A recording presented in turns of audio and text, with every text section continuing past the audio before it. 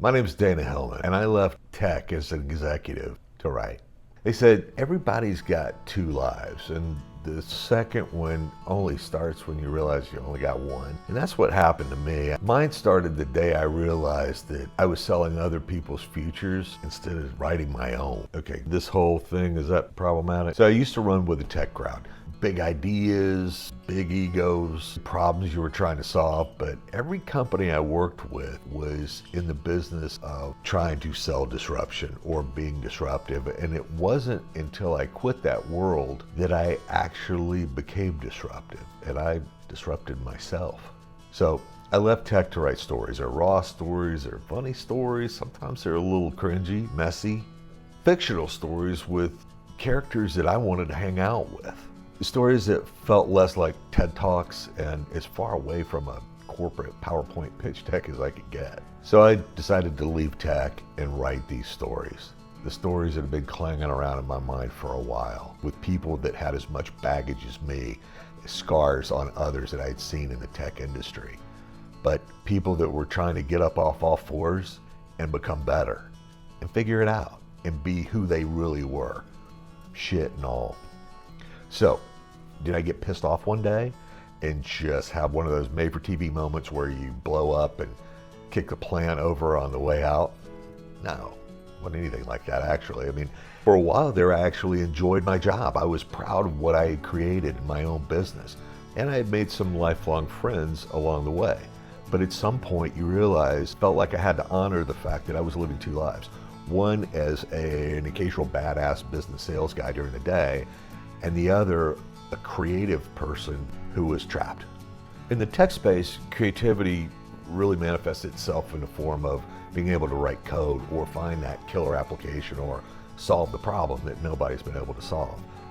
For me, in tech sales, it was about selling shit. So for me, it was light on creativity and heavy on execution.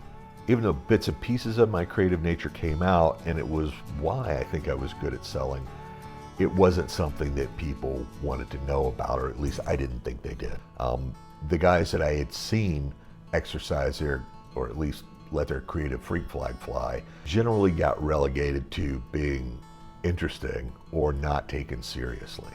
They had another life or a creative aspect, keep it in the closet and don't show it. So, well, I am a writer, and looking back, those are stories that I told myself, whether true or not, to keep myself in a box. Were the stories true? Actually, who the hell knows? Maybe, maybe not. But the fact is, I believed them at the time and kept myself there. It wasn't until later that I realized that the corporate world, or even my little startup version, half-assed version of the corporate world, just didn't suit me, didn't feel right. That my creativity wasn't just something that was starting to bubble up, it was starting to rage against the seawalls, and it wanted to come out. And my only option was crush it or let it. I wanted to let it out. Okay, so no, like I said, I just didn't up and quit. I'd been toying with the idea for a while of being a part-time writer and part-time badass sales guy. I'd always enjoyed reading, I wrote songs, I listened to music. But by the time I was in my mid-40s, I realized I had a shit ton of half-finished product. I was telling myself I wanted to be a writer, but I still hadn't finished anything. So I was lucky at that time. I had I guess you call him a guru / swami, that I was able to talk to about this and mentioned the dichotomy between corporate life and what I really felt like I was getting tugged to do, which is being creative. So he asked me, so you're a writer. What have you written? To which I said, yeah, I've written a lot. I just haven't finished anything. To which he replied, well, maybe try finishing something and then see where you stand. So for whatever reason, that stuck. So I determined that I would finish something. So I wrote 2 young adult novels. And when I look back at it, I was incredibly proud that I had written them. But they weren't me. I was not a young adult writer. And quite frankly, the reason why I'd even attempted that was the Harry Potter series. That was my inspiration. But I am no J.K. Rowling. And when I read the book, it was clear that if I didn't like them, I don't think anybody else would.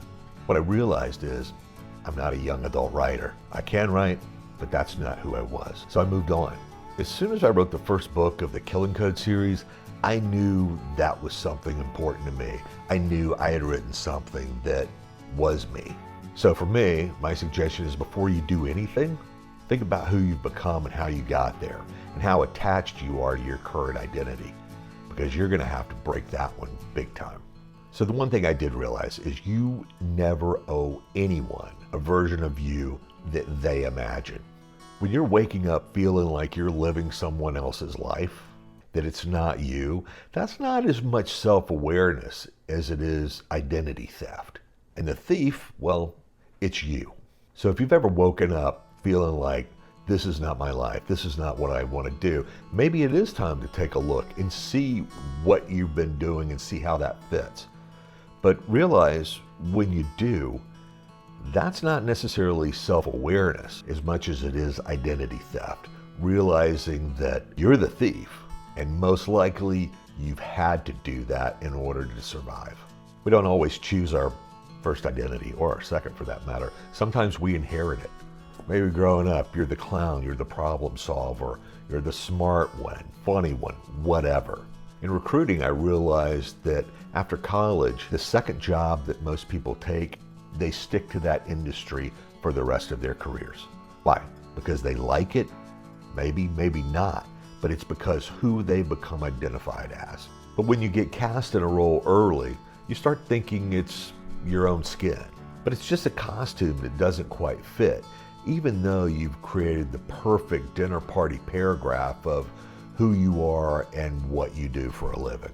In my first book, Canadian Smoke, every character carries that baggage. One brother who suffers in silence, the other that's a fuck-up gambler, as well as a whole host of killers and thieves among them. However, but like us, when they start choosing who they are and what they want to be, not living with the expectations that were put on them early, is when they start to shine. I lived a life that looked great on LinkedIn. I was the guy that got things done. I was the problem solver. I made deals happen. None of it made me feel alive because I wasn't writing my own story. I was performing one. The shift came the moment I admitted that I don't have to keep being who they think I should be. You're allowed to outgrow the version of yourself that paid the bills, that kept the peace, that made other people feel comfortable. You don't owe them the person that you were. You're entitled to be who you want. You have to own it. So tear up the casting sheet, burn that costume that you've been wearing, and rewrite the role. Because you don't have to keep living a story that you didn't write.